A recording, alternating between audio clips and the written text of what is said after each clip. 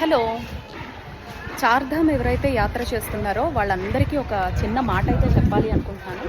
మనం కంఫర్ట్ చూసుకోవడంలో తప్పులేదు, కానీ మరీ టూ మచ్ కంఫర్టబుల్ పడుకునేలాగా వెళ్ళాలి, చాలా ఫ్లెక్సిబుల్గా వెళ్ళాలి అని అనుకుంటే మనకే ఎక్కువ ఇబ్బంది అనమాట.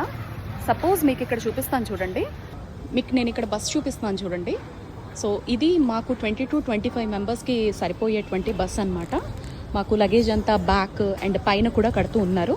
అయితే ఇక్కడ చాలామంది ఏంటి, ఇలాంటి బస్ ఇచ్చారు, ఇలాంటి వ్యాన్ ఇచ్చారు, మాకు సరిపోదు, ఏసీ లేదు, సో మాకు కంఫర్టబుల్గా ఉండాలి, మేము ఇలాంటి జర్నీ చేయలేదు, మీరు ముందు ప్యాకేజ్లో చెప్పలేదు, ఇలాంటివి చెప్తారు. సో జస్ట్ ఒక సజెషన్ లాగా మీకు నాకుండే ఎక్స్పీరియన్స్ బట్టి మీకు చెప్తున్నాను చూడండి. మనము ఘాట్ రోడ్ల మీద ప్రయాణం చేస్తాం, చాలా ప్రమాదకరమైనటువంటి ఘాట్ రోడ్ల మీద. ఆ టర్నింగ్స్లో మనం వెళ్ళేది మాత్రమే కాదు, అవతల నుంచి కూడా వెహికల్స్ వెళ్తూ ఉంటాయి అన్నమాట. అలాంటి సందర్భాల్లో వెహికల్ ఎంత లైట్గా, ఎంత చిన్నగా ఉంటే, ఎంత కంఫర్టబుల్గా ఉంటే మనం అంత బాగా జర్నీస్ చేయగలుగుతాం అనమాట.